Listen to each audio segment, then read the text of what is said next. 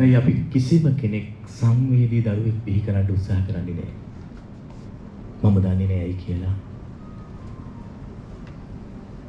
කාල් රොජර්ස් කියන මනෝවිද්‍යාඥයා අපිට ලස්සන කතාවක් කියනවා. දෙවියන් වහන්සේ දරුවන් ඔබට උරුම කර දී ඇත්තේ ඔවුන් කුමරු කුමරියන් කරනු ඇතැයි පරම විශ්වාසකින් යුතුව. ඒ නිසා දරුවෙක් මේ ලෝකෙට ඉන්නේ අපේ කැමැත්තට, දරුවන්ගේ කැමැත්තට නෙමෙයි. කාල් රොජර්ස් කියන මනෝවිද්‍යාඥයා අපිට එහෙම කියද්දී බර්ඩන් රසල් කියන මනෝවිද්‍යාඥයා අපිට ලස්සන කාරණයක් මතක් කරනවා. දරුවෙක් සමාජගත කරන්න ප්‍රධාන මූලධර්ම තුනක් තියෙනවා. එකක් තමයි දරුවෙකුට දැනෙන්න ආදරය කරන්න ඕනේ. අනිත් එක තමයි දරුවෙක් අගයන්න පුරුදු වෙන්න ඕනේ. අනිත් එක තමයි දරුවෙක් විශ්වාස කරන්න ඕනේ. දරුවෙක්ට දැනෙන්න ආදරය කරනවා කියන්නේ දරුවෙක් ඉල්ලන දේ අරගෙන දෙන එක නෙමෙයි. දරුවෙක් සමග නොමසුරුව කාලය ගත කරන එක. අපේ රටේ හිටිය ප්‍රවීණ පඬිතෙක් කුමාරතුංග මුනිදාසයන්.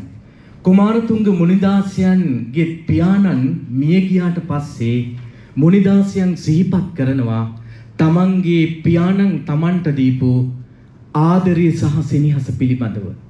හැබැයි ඌ හම්බ කරපු දීපල පිළිබඳවත්, ඕවක්කම් පිළිබඳවත්, යානහාන පිළිබඳ සහ ඉඩම්කඩ පිළිබඳ නෙමෙයි. තමන්ගේ තාත්තා ඌට ලබා දීපු ආදරය ගැන. කුමාරතුංග මුනිදාසයන්ගේ පියාණන් රාත්‍රියේ කෑම අරගෙන එළියට ඇවිල්ලා මුනිදාසයන් එක්ක සබහා ධර්මයේ පිළිබඳව පෙන්නනවා.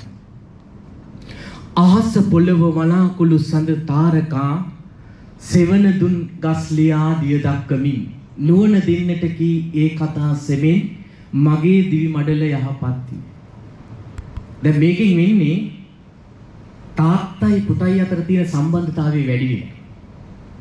තාත්තා දරුවගෙන් ප්‍රශ්න අහනවා. දරුවා තාත්තගෙන් ප්‍රශ්න අහනවා. තාත්තා ඒවට උත්තර දෙනවා. දරුවා ඒකට උත්තර දෙනවා.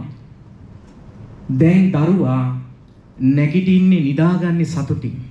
අවදි වෙන්නේ සතුටින්. පාසල් යන්නේ සතුටින්. අන්න දැන් අපි හිත තලපු නැති දරුවෙක් බිහි කරනවා. ඔබ පැරණි කතන්දර හෝ වේවා.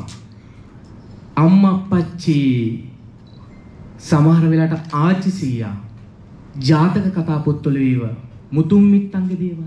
ඒ දේවල් දරුවන්ට කියලා දෙන්න. ඒකෙන් වෙන්නේ දරුවන්ගේ භාෂා ඥානය වැඩෙනවා, තර්ක ඥානය වැඩෙනවා. ඒ දරුවෝ